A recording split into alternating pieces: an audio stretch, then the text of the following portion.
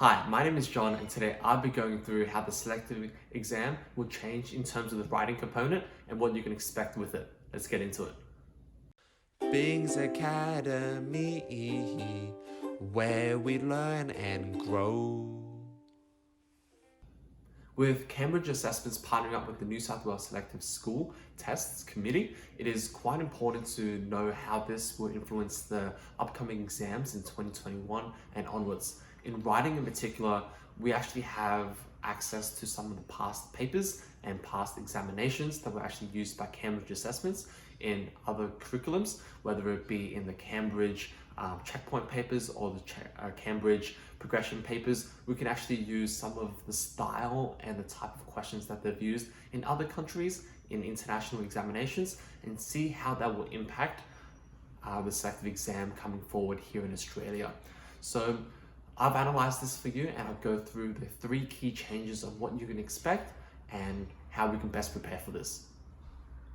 The first change you can expect is that there will be a lot more different text types that they will require you to write. Traditionally in the past, they said it was quite open-ended. However, they've only really asked for a persuasive writing or a narrative writing.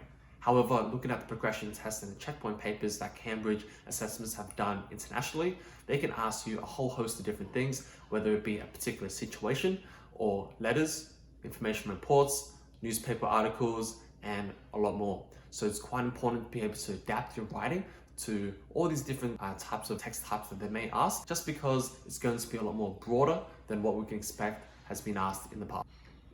The second thing you can expect is that they're going to spin to the current format types that they already ask. So for narrative and persuasive writing, there are going to be more specific requirements than what has previously been asked. They might ask you something like write a fable involving an animal, or there's 2 people meeting at an alleyway, what happens next? As opposed to what has been kind of written in the past for narrative, which is a picture of a bike with square wheels or a box on a bus stop, what happens next? So a lot more open-ended with imagery, but this time they might even give you a specific statement and for you to jump on. For persuasive writing, it might actually be more of a discussion where you have to do pros and cons for a certain topic, as well as the fact that they may already list 3 topics and they say you can utilize some of the information that they've provided. However, you also have to include your own.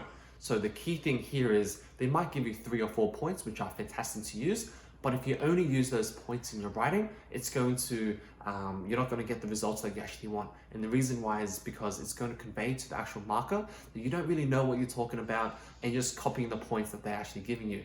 So in order for us to get around this, it's important to build upon some of the topics and suggestions that they provide, as well as include a good amount of your own and develop that accordingly. The third change that you could really expect with the upcoming selective exam changes is related to the time and planning. So looking at the previous assessments, we can actually see that the time is actually a lot different to what has been given in the past. So traditionally in the selective exam here in New South Wales, you are only given a 20-minute time window. However, the assessments that they've provided in the past are actually 30-minute.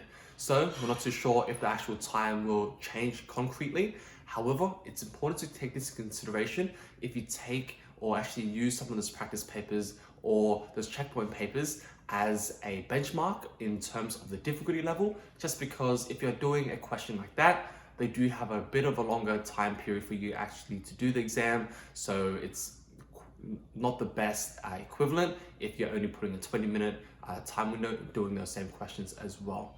Also to that point, they also have a planning component where they give a section where you actually plan.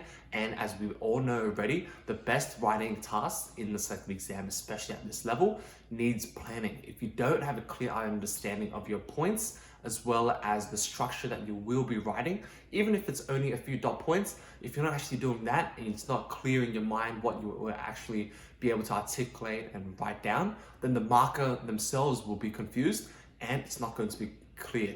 So it's best to always capitalize on the marking component so that you can actually use up the planning as well as the additional time if they do provide. In conclusion, Cambridge Assessments will be overhauling a lot of the writing component in the upcoming selective exam, but don't be stressed. It's not going to be entirely completely different to what we are already doing. They are going to make it a little bit more complex and different to what is done in the past. So it's important to adapt accordingly, however. If you do have a question on a bit more specifics, please do leave it down in the comments below and I'd love to help you out. Otherwise, shoot an email or check out the website, bigsacademy.com, and I would love to provide some assistance there. I think that's everything. I'll see you guys next time. Bye.